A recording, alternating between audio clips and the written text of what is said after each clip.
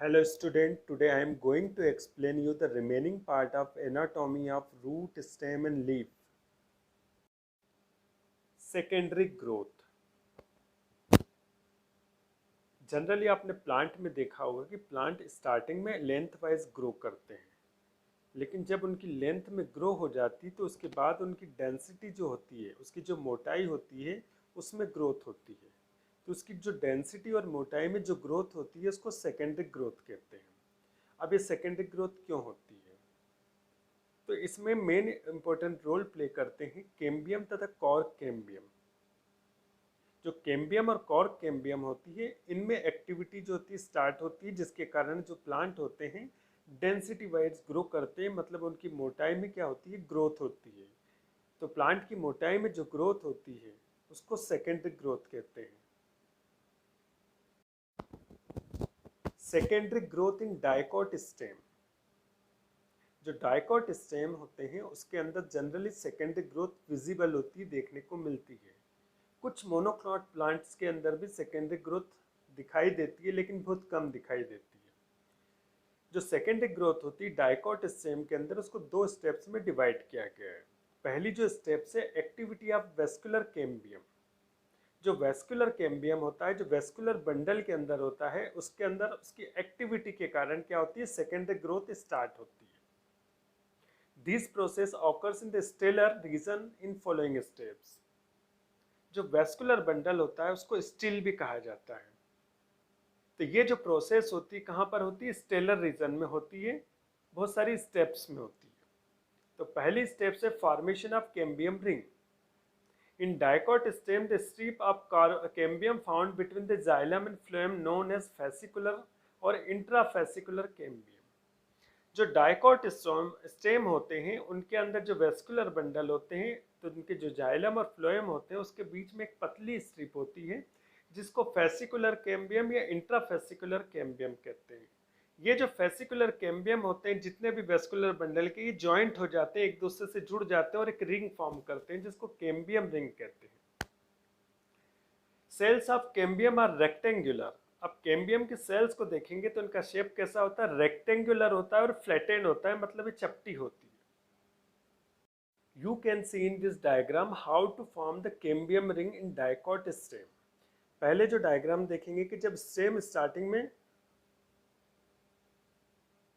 Density wise grow नहीं होता है, तो उस कंडीशन में उसकी जो सेल्स होती है उसको प्रोमेरिस्टेम कहते हैं। जब प्रोमेरिस्टेम के अंदर डिवीजन होता है तो उसके द्वारा प्रोवेस्कुलर बंडल फॉर्म होते हैं। अब जो प्रोवेस्कुलर बंडल है डिवाइड होकर वेस्कुलर बंडल को फॉर्म करते हैं। अब जो वेस्कुलर बंडल होते हैं इसमें क्या होता है, जाइलम भी होता है, जाइलम भी होगा, फ्लोएम भी होगा, और बीच में जो स्ट्रिप दिख रही है आपको, इसको क्या कहेंगे, कैम्बियम कहेंगे। अब यहाँ पर जो देखेंगे ये इतने सारे वेस्कुलर बंडल है, ये वेस्कुलर बंडल है सारे, और इनके जो बीच में ब्लैक कलर की जो स्ट्रिप दिखा रही है वो कैम्बियम, फेसिकुलर कैम्बियम है। अब कुछ समय के बाद क्या होगा कि जो फेसिकुलर कैम्बियम है ये आपस में अटैच हो जाएगा, ये अटैच होकर इस टाइप की एक रिंग फॉर्म करेगा, जिसको कैम्बियम रिंग कहते हैं। और ये वाला जो प्रोसेस हो रहा है वो कहाँ हो रहा है, स्टेलर रीजन में। स्टेलर रीजन मतलब क्या होता है, वेस्कुलर बंडल वाला रीजन। तो वेस्कुलर बंडल को स्टिल भी कहा जाता है। Second step, formation of secondary tissue by the vascular cambium. अब जो वेस्कुलर रिंग बनी है उसके द्वारा सेकेंडरी टिश्यू का फॉर्मेशन कैसे होता है। The cambium ring becomes active and start cutting of new sales. जो कैम्बियम रिंग से होती है वो एक्टिव हो जाती है और उसके अंदर न्यू सेल्स का फॉर्मेशन होता है। The cells cut off on outer side of cambium ring. जो कैम्बियम रिंग होती है उसके ऊपर की तरफ देखेंगे, बाहर की तरफ जो नई सेल्स बनती है वो जो मॉडिफाइड हो जाती है एलिमेंट्स ऑफ फ्लोएम में। जो फ्लोएम्स के एलिमेंट्स होते हैं, जैसे सीव ट्यूब्स हो गया, कंपेनियन सेल्स हो गया, फ्लोएम पेरेन्काइमा हो गया, फाइबर्स में, तो ये जो आउटर साइड पे जो सेल्स नहीं बनती है वो फ्लोएम के कंपोनेंट फॉर्म करती है। ये सारे कंपोनेंट्स आपस में ज्वाइंट होकर क्या बनाते हैं, सेकेंडरी फ्लोएम को फॉर्म करते हैं। उसी तरह देखेंगे कि जो इनसाइड ऑफ कैम्बियम रिंग है, अभी आपने ऊपर की साइड देखा जो नई सेल बन रही थी, अब देखेंगे कि कैम्बियम रिंग के नीचे जो नई सेल्स बनती है वो जाइलम के कंपोनेंट्स या एलिमेंट को बनाती है, जैसे वेसल्स, ट्रैकिड, जाइलम पेरेन्काइमा और फाइबर्स को बनाएगी। तो ये सारे कंपोनेंट भी आपस में कंबाइन होकर क्या बनाएंगे, सेकेंडरी जाइलम बनाएंगे। मतलब कैम्बियम रिंग के ऊपर सेकेंडरी फ्लोएम बनता है और कैम्बियम रिंग के नीचे क्या बन गया, सेकेंडरी जाइलम फॉर्म हुआ। You can see in this diagram how to prepare, how to form the secondary xylem and secondary phloem। पहला जो डायग्राम है उसमें केवल कैम्बियम की एक स्ट्रिप है। अब जो सेकंड वाला जो डायग्राम है उसके अंदर नीचे की तरफ जो कट आउट होकर जो सेल बनती है, कट ऑफ होकर जो सेल्स बनती है, वो आपस में उसके जो एलिमेंट्स होते हैं आपस में कंबाइन होकर क्या बना लेते हैं, सेकेंडरी जाइलम बनाते हैं। और उसके ऊपर की तरफ जो बनेगा वो क्या बनेगा, फ्लोएम बनेगा। और फ्लोएम को डिनोट करेंगे पी से और जाइलम को डिनोट करेंगे आप किससे, एक्स से। तो इसी तरह से जो कैम्बियम रिंग होती है, ये जो कैम्बियम रिंग है ऊपर की तरफ क्या बनेंगे, फ्लोएम बनेंगे और नीचे की तरफ क्या बनेंगे, जाइलम बनेंगे। ऊपर की तरफ जो सेल्स होती है इनका जो कट ऑफ होता है उससे जो नई सेल्स बनती है उससे क्या बनता है, फ्लोएम के एलिमेंट्स बनते हैं। और ये फ्लोएम के एलिमेंट्स जो आपस में कंबाइन होकर, जैसे सीव ट्यूब्स हो गई, कंपेनियन सेल्स हो गई है, फ्लोएम पेरेन्काइमा हो गया, फ्लोएम फाइबर्स हो गया, तो ये सारे आपस में कंबाइन हो जाएंगे और क्या बना लेंगे, फ्लोएम बनाएंगे, जिसको सेकेंडरी फ्लोएम कहेंगे। इसी तरह नीचे भी कैम्बियम रिंग के नीचे की तरफ जो सेल्स, नई सेल्स बनेगी, वो एलिमेंट्स बनाएगी जाइलम के। तो जाइलम के जो एलिमेंट्स बनाएगी उसमें जाइलम ट्रैकिड होंगे, वेसल्स होंगे, जाइलम पेरेन्काइमा होगी, फाइबर्स होगी, और ये सभी कंबाइन होकर क्या बनाएंगे, सेकेंडरी जाइलम बनाएंगे। Formation of secondary medullary rays. Rays जो होती है वो लाइन के रूप में होती है। At certain places the cambium does not form the secondary xylem and secondary phloem. Vascular bundle में वो जगह जहां पर ना तो सेकेंडरी जाइलम फॉर्म होता है ना ही सेकेंडरी फ्लोएम फॉर्म होता है, तो वहां की जो पेरेन्काइमेटस सेल्स होती है वो डिवाइड होकर continuously strip like structure form करती है। तो जो स्ट्रिप लाइक स्ट्रक्चर होता है उसको सेकेंडरी मेड्यूलरी रेस कहते हैं। और ये जो सेकेंडरी मेड्यूलरी रेस होती है अरेंज हो जाती है कहाँ पर, जो बीच वाला गैप होता है, वेस्कुलर बंडल के बीच वाला जो गैप होता है वहां पर अरेंज हो जाती है। और इनका मेन बेसिक फंक्शन क्या होता है, conduct food, water, mineral from centre to peripheral region. मतलब सेंटर के अंदर जो फूड होता है, वाटर होता है, मिनरल होता है, उसको पेरीफेरी रीजन में मतलब किनारों वाली जगह पर ले जाने का काम करती है ये medullary race. Formation of annual ring या ग्रोथ रिंग। जनरली एक साल में एक रिंग फॉर्म होती है। It is the wood form in a single layer. एक साल में जो वुड फॉर्म होती है उसको एनुअल रिंग कहते हैं। अब जो वुड होती है उसके अंदर टू टाइप्स की वुड होती है।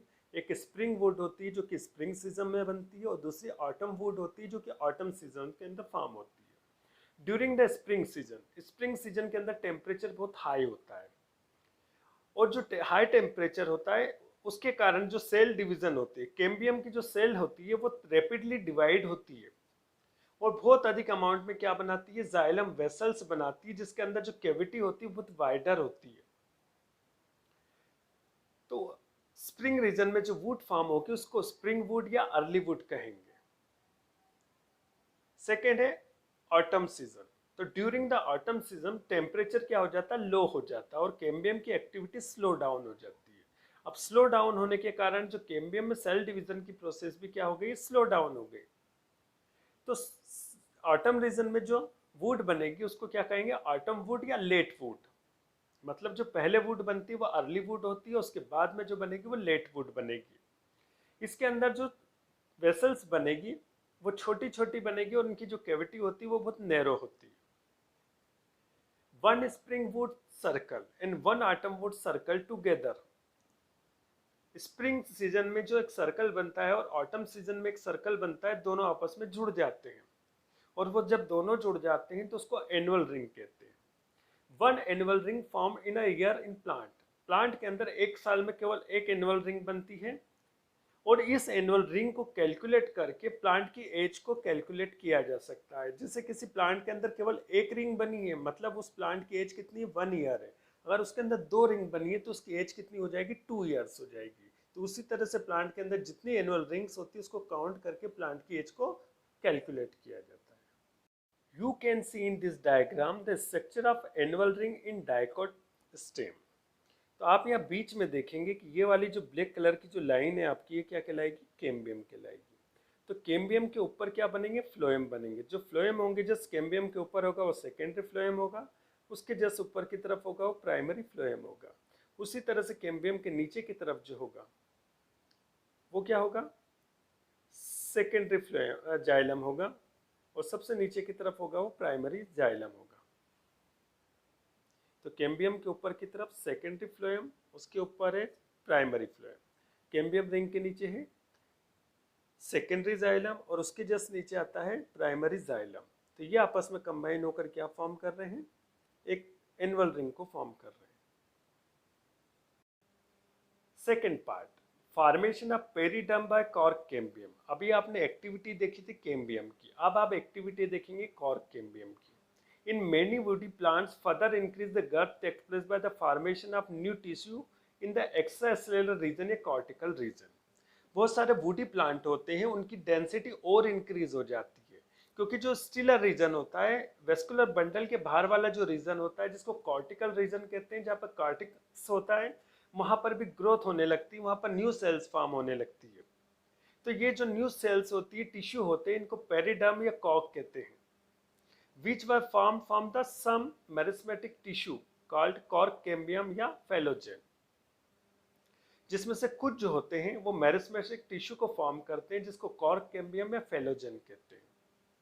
अब पेरिडर्म जो होती है made up of following 3 tissues.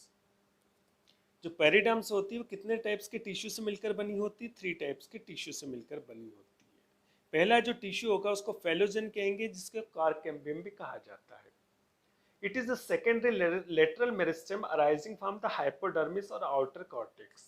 तो इसका डेवलपमेंट किससे होता है? हाइपोडर्मिस या आउटर कॉर्टेक्स से होता है। इसके अंदर जो सेल्स होती है वो सिंगल लेयर्स होती है, नेरो होती है, थिन वॉल्ड होती है, उनका शेप होता है रेक्टेंगुलर। सेकेंड आता है फैलम, जिसको कॉर्क कहा जाता है।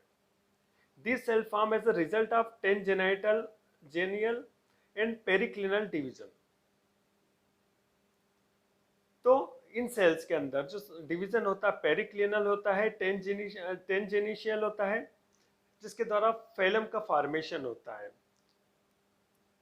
आउटर साइड, बाहर की तरफ, जिसको क्या कहते हैं? फैलम या कॉर्क कहते हैं।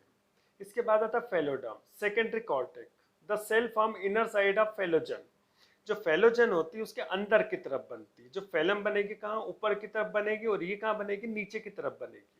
तो नीचे की तरफ जो सेल्स बनती है उसको कहते हैं फैलोडर्म या सेकेंडरी कॉर्टेक्स कहते हैं। इनकी भी सेल्स होती है पेरेन्काइमेटस होती है, जिसके अंदर क्लोरोप्लास्ट होता है। You can see in this diagram the structure of phallogen, phaloderm and phallum। इनका जो फॉर्मेशन होता है वो एक्स्ट्रास्टेलर रीजन से होता है, मतलब जो वेस्कुलर बंडल होता है उसके ऊपर वाला जो रीजन होता है, कॉर्टेक्स वाला रीजन, जिसको कॉर्टिकल रीजन्स कहते हैं। इसकी सेल डिवाइड होकर क्या फॉर्म करती है? कॉर्क फॉर्म करेगी, कॉर्क कैम्बियम फॉर्म करेगी और फैलोडर्म फॉर्म करेगी, जिसके कारण जो प्लांट होते हैं उनका जो स्टेम होती है उसकी डेंसिटी जो डायमीटर और इंक्रीज हो जाता है। Specific structure related with the secondary growth. अब देखेंगे कि सेकेंडरी ग्रोथ से कुछ रिलेटेड स्ट्रक्चर, जैसे बार्क। आपने प्लांट के अंदर छाल देखी होगी। It is common language in economical botany. All the dead cells laying outside the phellogen are collectively called bark. तो बाहर की तरफ जितनी भी डेड सेल्स होती है फेलोजन के बाहर की तरफ, उन सभी को एक साथ क्या कहते हैं? बार्क या छाल कहते हैं।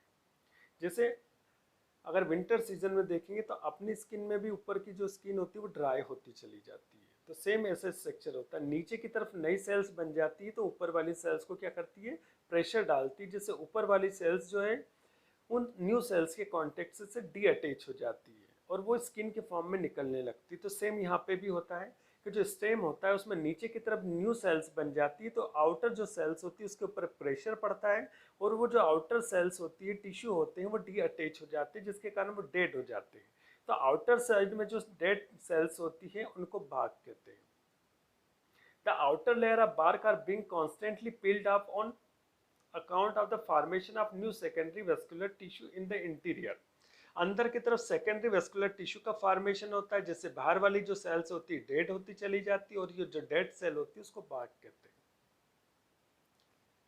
और ये किस में पाई जाती है? अकेशिया, कीकर, इनमें पाई जाती है। आपने देखा होगा कि बहुत सारे प्लांट के अंदर आपने छाल देखी होगी, तो वो छाल जो होती है वो क्या होती है? फेलोजन के बाहर की आउटर डेड सेल्स होती है। You can see in this diagram the inner bark and outer bark. इस डायग्राम में आप देखेंगे कि कैम्बियम रिंग है। इस कैम्बियम में नीचे की तरफ क्या बनेगी? सेकेंडरी वुड बनेगी। तो जो सेकेंडरी वुड है बढ़ती चली जाती है और ऊपर की तरफ प्रेशर देती है। तो यहाँ वाली सेल्स कुछ समय के बाद यहाँ चली जाएगी, उसको आउटर बार्क कहेंगे। यहाँ वाली सेल्स यहाँ जाएगी, उसको इनर बार्क कहेंगे। तो जो आउटर बार्क वाली सेल्स होती है, इनर बार्क वाली सेल्स होती है, वो कैम्बियम से क्या हो जाती है? डी अटैच हो जाती है। तो ये जो सेल्स होती है वो क्या हो जाती है? डेड हो जाती है। तो जब ये सेल डेड हो जाती है तो उनको क्या कहा जाता है? बार्क कहा जाता है। Functions of bark. The major function of bark is to give protection to inner cells. जो बार्क होती है अंदर की तरफ जो सेल्स होती है उसको प्रोटेक्शन प्रोवाइड करती है। It also check the evaporation of water from the plant. Plant के अंदर जो इवापोरेशन की प्रोसेस होती है उसको भी रोके रखने का काम करती है, ताकि प्लांट के अंदर जो वाटर की डेफिशिएंसी वो कम होती है। It is also provide the resin, gum, tannin, various types of essential oils and medicines.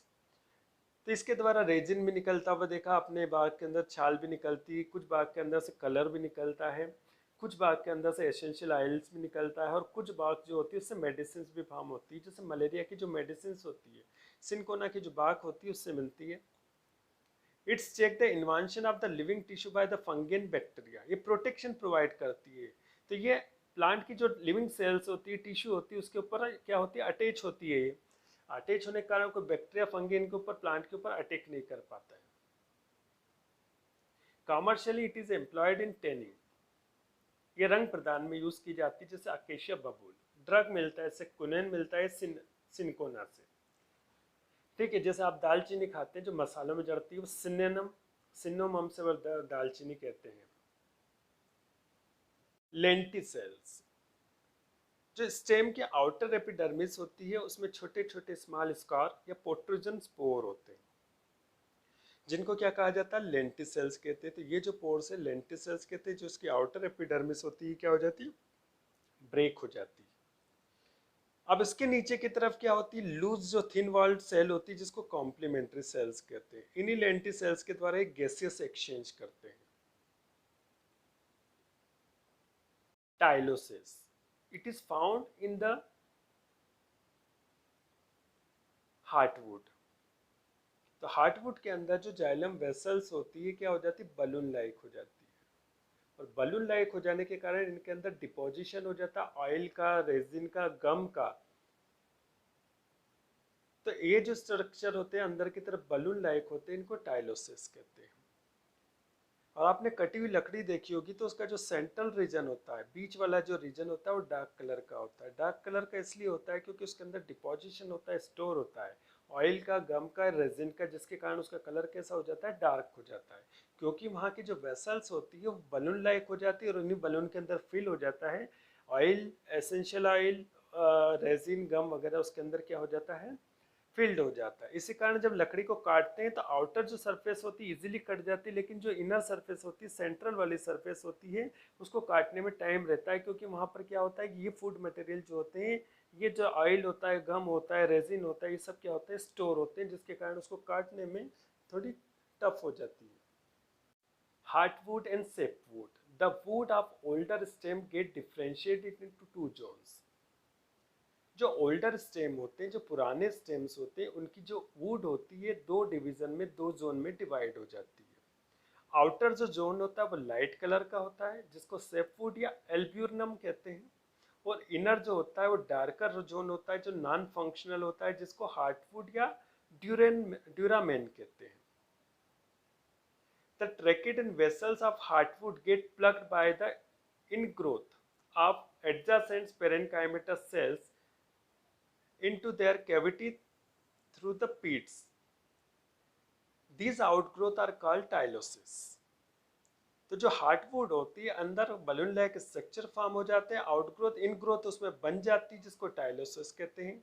और उसके अंदर क्या होता है कि जो रेजिन वगैरह होता है, ऑयल होता है, गम होता है, वो टेनिन होता है, सब डिपॉजिट हो जाता है, इसी कारण उसका कलर कैसा होता है, डार्क होता है। You can see in this diagram differentiation between heartwood and sapwood। तो जो हार्टवुड होता है, बीच वाला जो सेंट्रल पार्ट होता है जो डार्क कलर का होता है वो हार्टवुड होता है, और बाहर वाला जो होता है इतना रीजन होता है इसको सेपवुड कहते हैं।